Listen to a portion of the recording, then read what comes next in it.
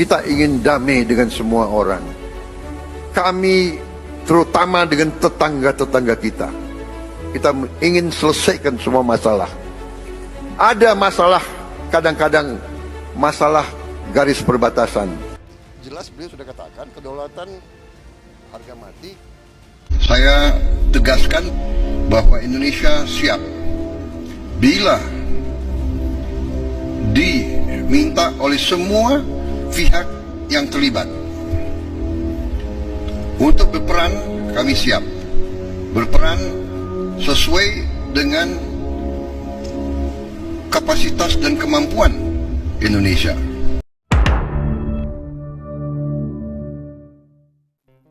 Guys, panas lagi ini. Presiden Prabowo Subianto dikabarkan mengirimkan pasukan besar ke Pulau Sebatik. Kita tahu teman-teman, Pulau Sebatik itu sekarang sedang disengketakan oleh Indonesia dan juga Malaysia. Ini parlemen Malaysia bahkan menyebut bahwa Anwar Ibrahim telah menjual harga diri bangsa wilayah Malaysia kepada Indonesia sebanyak hampir 5.000 hektar. Di sisi lain, Indonesia teman-teman tidak merasa mengambil alih secara paksa, melainkan wilayah yang disebut-sebut teman-teman diambil alih oleh Indonesia itu memang telah dikelola oleh Indonesia sejak era kemerdekaan. Jadi sudah sewajarnya memang wilayah tersebut saat kedua pemimpin ini bertemu di Jakarta kemarin, ya, Pak Prabowo dan juga PM Anwar Ibrahim itu memutuskan bahwa ini lebih cocok diurus oleh Malaysia karena memang Malaysia yang lebih bisa mengaksesnya. Nah, ini lebih cocok dengan Indonesia karena ya Indonesia yang sudah lama mengelolanya. Jadi permasalahan Pulau Sebatik itu teman-teman diawali soal perjanjian lama antara Britania Raya dan juga Hindia Belanda, di mana saat itu Inggris, ya kita sebut saja Inggris dan Belanda ini membuat sebuah aturan membelah Pulau Sebatik dengan garis lurus. Kan ini ya seenak jidat kata Pak Prabowo, mereka itu bikin batas wilayah seenak jidat di Pulau Sebatik tanpa mikirin apa yang bakal terjadi ke warga lokal. Alhasil teman-teman ya ada Posyandu Indonesia yang berdiri di wilayah Malaysia. Kan lucu itu. Akhirnya kedua pemimpin ini ketemu baik-baik, ngobrol. Ya udah kita bagi aja. Nih ada yang 3 desa yang kemarin teman-teman disebut-sebut pindah ke Malaysia ya karena itu memang sudah dikelola Malaysia. Nah sedangkan yang 5.000 hektar ini bukan mengambil alih tapi memang sudah dikelola oleh Indonesia. Jadi fair, gak ada tuh omongan-omongan oposisi Malaysia yang menyebut Indonesia ini mencuri wilayah atau mengklaim menginvasi Malaysia. Tapi itu memang akal-akalan oposisinya aja sih, kayak pengen ribut, pengen perang atau mungkin menggulingkan PM Anwar Ibrahim. Nah permasalahannya kata perang itu sudah terucap. Nah kan perang itu sangat sensitif, apalagi PM Anwar Ibrahim mengatakan kita bisa berperang dengan Indonesia atau berunding. Nah saat ada kata ancaman ya, walaupun itu tidak secara langsung, kalau PM Anwar Ibrahim ini berhasil digulingkan dan oposisi menang, maka ya oposisi bakal melakukan invasi untuk mengambil alih Pulau Sebatik. Karena itu teman-teman ya Pak Prabowo mengirimkan armada besar ke Pulau Sebatik, menjadikan Pulau Sebatik itu kapal induk yang tidak bisa ditenggelamkan. Hari ini teman-teman tanpa panjang lebar kita bakal lihat dulu seberapa besar sih pasukan Indonesia yang dikirim oleh Pak Prabowo ke Pulau Sebatik. Kita simak dulu informasi selengkapnya. Kita ingin damai dengan semua orang. Kami terutama dengan tetangga-tetangga kita. Kita ingin selesaikan semua masalah. Ada masalah, kadang-kadang masalah garis perbatasan. Masalah ini adalah warisan dari kolonialis, warisan dari penjajah. Belanda datang dengan Inggris, dia bikin garis seenak jidatnya, dia bikin garis. Yang repot kita sekarang, ya kan? Kita mau ditabrakan sama Malaysia. Kita sahabat sama Malaysia. Kita satu rumpun. Tapi selalu politik divida et impera itu selalu ada. Janganlah kita naif. Janganlah kita terus-menerus mau diadu domba. Jagat maya dan media sosial belakangan ini kembali mendidih oleh narasi panas yang menyebutkan bahwa Malaysia telah berkhianat dan menipu Indonesia terkait pergeseran garis batas darat di Pulau Sebatik, Kalimantan Utara. Judul-judul provokatif berseliweran, menggiring opini bahwa kedaulatan kita sedang dicaplok secara sepihak, hingga memunculkan rumor bahwa Presiden Prabowo Subianto marah besar dan menyiagakan kapal perang TNI di garis perbatasan. Emosi publik wajar saja tersulut. Bagi bangsa Indonesia, tidak boleh ada satu jengkal pun tanah air yang direbut oleh negara asing. Namun, tahan dulu emosi kalian Sobat Nusantara. Mari kita bongkar fakta sebenarnya di lapangan yang jauh dari narasi perang atau pengkhianatan. Faktanya, pergeseran garis batas di Pulau Sebatik bukanlah hasil dari tipu muslihat atau pencaplokan sepihak militer Malaysia, melainkan hasil dari proses perundingan teknis tingkat tinggi yang sangat panjang. Alih-alih kecolongan, pemerintah Indonesia di bawah kepemimpinan Presiden Prabowo justru sedang merapikan batas kedaulatan negara secara damai dan bermartabat melalui forum bilateral resmi, mementahkan hoaks bahwa kita sedang diambang konflik bersenjata. Di era digital ini, provokasi murahan semacam itu sangat berbahaya, karena bisa memicu konflik horizontal yang tidak perlu antar negara serumpun. Sebagai bangsa yang cerdas, kita harus jeli membedakan mana informasi intelijen yang valid dan mana sekadar konten gorengan demi meraup views. Sikap tenang namun waspada yang ditunjukkan oleh pemerintah pusat membuktikan bahwa Jakarta memegang kendali penuh atas situasi di lapangan, tanpa perlu terbawa arus histeria massa yang menuntut perang terbuka yang tidak berdasar. Saya tegaskan bahwa Indonesia siap bila diminta oleh semua pihak yang terlibat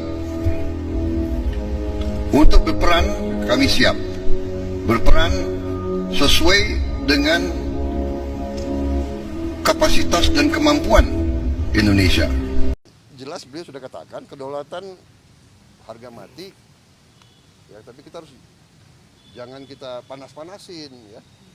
Jadi kalau wilayah teritorial itu kan, ya itu kedaulatan itu adalah 12 mil, ya kan? Lebih dari itu adalah zona eksklusif ekonomi itu. Ya, dan kapal manapun boleh masuk keluar. Nah, kalau eksploitasi ikan atau mineral, itu harus kerjasama, harus izin kita. Nah, ini kan bisa diselesaikan, ya, kita bisa negosiasi dan sebagainya. Ya, kita cool aja, selalu saya katakan, ya. Pak, ini ada rencana bangun pangkalan di Natuna, Pak, infonya, Pak? Wah, tidak hanya di Natuna, kita mau bikin pangkalan di Natuna, di Indonesia Timur, di beberapa tempat. Ya. Jadi di mana? Di mana? Di Natuna. Ya, saya bilang kita akan bangun pangkalan tidak hanya di Natuna, di beberapa tempat strategis.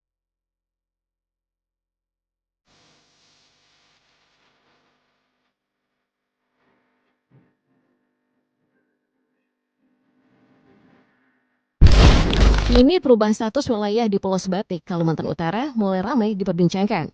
Semua itu bermula ketika bangunan yang dikenal sebagai Two Nation House di Sungai Haji Kuning dilaporkan oleh media Malaysia kini sepenuhnya masuk wilayah Indonesia usai penetapan garis batas baru. Perubahan ini disebut merupakan hasil pembahasan dan kesepakatan teknis antara Indonesia dan Malaysia. Namun di sisi lain, muncul klaim 3 kampung di Kabupaten Nunukan masuk wilayah Malaysia. Namun pemerintah Malaysia menegaskan perundingan batas darat masih berlangsung dan belum ada keputusan final. Lantas, bagaimana ini bisa terjadi? Apakah ini tidak memicu konflik?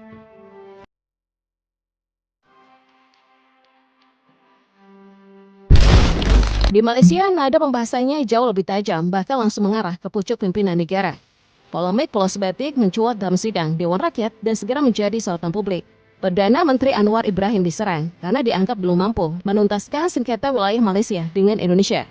Kalangan oposisi melontarkan tuduhan keras sampai menyebutnya pengkhianat karena diduga melepas sekitar 5.000 hektar lahan Malaysia ke pihak Indonesia. Isu ini langsung menggoyang dinamika politik dalam negeri. Namun pertanyaannya, benarkah ada wilayah Malaysia yang benar-benar dilepas? Ataukah persoalannya sebenarnya lebih kompleks dari yang disederhanakan? Jika ditarik ke akar persoalan, sengketa Pulau Sebatik bukan soal siapa memberi atau menerima wilayah, melainkan tentang kejelasan batas di lapangan. Secara geografis, sisi selatan pulau masuk Kabupaten Nunukan, Kalimantan Utara. Sementara bagian utaranya berada di wilayah Sabah. Di atas peta semuanya tampak tegas. Kenyataannya di lapangan, situasinya jauh lebih rumit. Selama bertahun-tahun terjadi tumpang tindih klaim lahan, khususnya di kawasan perkebunan dan permukiman. Ada warga Indonesia yang mengelola kebun di area Hisara Peta masuk Malaysia. Sebaliknya, sebagian warga Malaysia tinggal atau berkebun di sisi yang diklaim Indonesia. Kondisi ini memunculkan persoalan administrasi, sengketa kepemilikan tanah, hingga kasus hukum lintas batas negara. Fenomena ini bukan hal baru, melainkan persoalan lama yang terus berulang dari generasi ke generasi. Kasus ini termasuk kategori Outstanding Boundary Problem atau OBP antara Indonesia dan Malaysia, yaitu sengketa batas wilayah yang tertunda puluhan tahun, bahkan sejak masa sebelum kedua negara merdeka. Akar sejarahnya merujuk pada Perjanjian Inggris-Belanda tahun 1891 yang menetapkan batas wilayah Kalimantan berdasarkan garis paralel lintang. Masalahnya, kesepakatan kolonial itu dibuat tanpa pemetaan rinci di lapangan, tanpa teknologi survei modern, serta tanpa mempertimbangkan kondisi geografis dan kehidupan masyarakat setempat. Akibatnya, batas negara memang tampak tegas di dokumen resmi, tetapi sering terasa samar di kondisi nyata. Kebun, rumah, hingga jalan berkembang mengikuti kebutuhan hidup masyarakat, bukan mengikuti garis batas imajiner warisan kolonial. Situasi inilah yang membuat Pulau Sebatik bertahun-tahun berada dalam ketidakpastian soal batas wilayah. Setelah lama berstatus OBP tanpa kepastian, Indonesia dan Malaysia akhirnya sepakat menuntaskan persoalan lewat survei teknis, penegasan koordinat, serta jalur diplomasi damai. Hasil pembahasan tersebut dibawa ke forum ke-45 Joint Indonesia-Malaysia Boundary Committee dan kemudian dituangkan dalam MOU Outstanding Boundary Problems Pulau Sebatik pada 18 Februari 2025. Dalam kesepakatan itu, Indonesia memperoleh sekitar 127,3 hektar, sedangkan Malaysia sekitar 4,9 hektar. Memang ada beberapa titik yang kini masuk wilayah Malaysia. Namun Indonesia juga mendapatkan sekitar 5.207 hektar dari Malaysia sebagai kompensasi, terutama untuk mendukung pengembangan kawasan perbatasan, termasuk pos lintas batas negara, serta rencana kawasan perdagangan bebas. Data inilah yang kemudian dipakai sebagian oposisi di Dewan Rakyat Malaysia untuk mengkritik Perdana Menteri Anwar Ibrahim. Kini kembali pada pernyataan Wakil Menteri ATR BPN yang menyebut adanya tambahan wilayah bagi Indonesia. Persoalannya, narasi penambahan wilayah belum tentu langsung menenangkan opini publik. Walau MOU tersebut sudah final secara bilateral, tetapi ada ruang bagi tarik-menarik politik. Dan di titik ini, ingatan lama soal sengketa kembali muncul.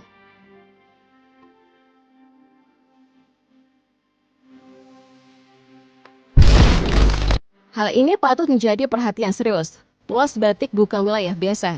Secara geografis, posisinya berada di jalur strategis antara Laut Sulawesi dan perairan utara Kalimantan. Kawasan ini kaya potensi perikanan, dekat dengan jalur pelayaran regional, serta beririsan dengan wilayah strategis seperti Ambalat. Artinya jelas, Sebatik memegang peran penting bagi ekonomi maritim sekaligus keamanan laut Indonesia. Karena itu, wilayah penting ini tidak bisa dikelola secara setengah-setengah. Jika dibiarkan, situasinya seolah membuka kembali ingatan pada tahun 2002. Saat itu, Indonesia kalah di Mahkamah Internasional dalam sengketa Sipadan dan Legitan melawan Malaysia. Kekalahan tersebut bukan karena Indonesia tidak punya dasar sejarah atau peta batas. Namun ada satu prinsip yang kala itu kurang dipahami publik, efektivitas. Lalu apa sebenarnya efektivitas? Dalam hukum internasional, kedaulatan tidak hanya ditentukan oleh klaim di atas dokumen, tetapi oleh siapa yang paling nyata dan aktif mengelola wilayah. Administrasi berjalan, hukum ditegakkan, ekonomi berkembang, dan negara hadir secara konsisten. Malaysia waktu itu mampu menunjukkan semua itu, membangun mercusuar, mengelola konservasi, serta menjalankan administrasi. Indonesia memang hadir, tetapi dinilai belum cukup kuat dan berkelanjutan. Pelajarannya jelas, jika suatu saat sengketa kembali muncul di Pulau Sebatik, pihak yang paling aktif mengelola wilayah akan memiliki posisi lebih kuat di hadapan hukum internasional. Mengabaikan Sebatik sama saja memberi ruang argumen hukum bagi pihak lain, perlahan tetapi beresiko besar. Resikonya pun tidak berhenti di meja hukum. Ambalat pernah menjadi contoh bagaimana batas yang belum jelas dapat memicu ketegangan militer. Kapal perang Indonesia dan Malaysia sempat saling berhadapan, terutama dalam periode 2005 hingga 2009. Memang tidak terjadi tembakan, tetapi pesan politiknya tegas. Sengketa batas yang dibiarkan berlarut bisa berkembang menjadi konfrontasi nyata. Sebatik tidak boleh mengalami hal serupa. Disinilah persoalannya menjadi sensitif. Saat trauma masa lalu bertemu emosi publik, batas negara tidak lagi sekedar garis di peta, melainkan soal siapa yang lebih dulu tersulut.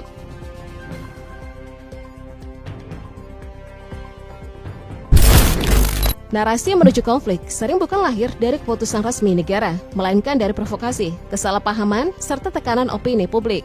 Isu batas pulau sebatik termasuk yang paling rentan. Satu, pernyataan emosional, judul media yang terlalu tajam, atau potongan video yang dipelintir. Semuanya berpotensi menyalakan api yang sebenarnya tidak pernah direncanakan. Di level elit, ketegangan biasanya masih bisa diredam melalui jalur diplomasi. Namun situasinya berbeda di lapangan. Masyarakat perbatasan menjadi pihak pertama yang merasakan dampaknya. Aktivitas ekonomi melambat, pengawasan aparat diperketat, dan ruang gerak warga makin terbatas. Nelayan khawatir melaut terlalu jauh, petani pun ragu menggarap lahannya. Rasa was-was jadi bagian keseharian. Ironisnya, justru mereka yang paling terdampak, sering tidak memiliki ruang suara dalam arena politik besar. Ancaman terbesar sebenarnya bukan perang yang dirancang, melainkan insiden yang tak terduga. Salah tafsir saat patroli, gesekan antar warga, atau aparat yang terpancing emosi bisa menjadi pemicu. Sejarah menunjukkan banyak konflik bersenjata berawal bukan dari niat perang, tetapi dari kesalahpahaman kecil yang dibiarkan berkembang. Wilayah ini juga bukan kawasan kosong. Letaknya dekat jalur pelayaran internasional, serta area sensitif seperti Ambalat. Setiap eskalasi sekecil apapun cepat menarik perhatian regional. Tekanan opini publik kemudian meningkat, mendorong pemerintah untuk tampak tegas, meski peluang kompromi sebenarnya masih terbuka. Pada titik ini, kemungkinan konflik bukan semata soal siapa ingin berperang, melainkan siapa gagal mengendalikan narasi. Saat emosi mengalahkan rasionalitas, ruang diplomasi menyempit. Dan jika itu terjadi, yang dipertaruhkan bukan sekedar gengsi negara, melainkan keselamatan manusia yang hidup di garis batas. Mereka yang sehari-hari hanya ingin menjalani hidup normal tanpa bayang konflik.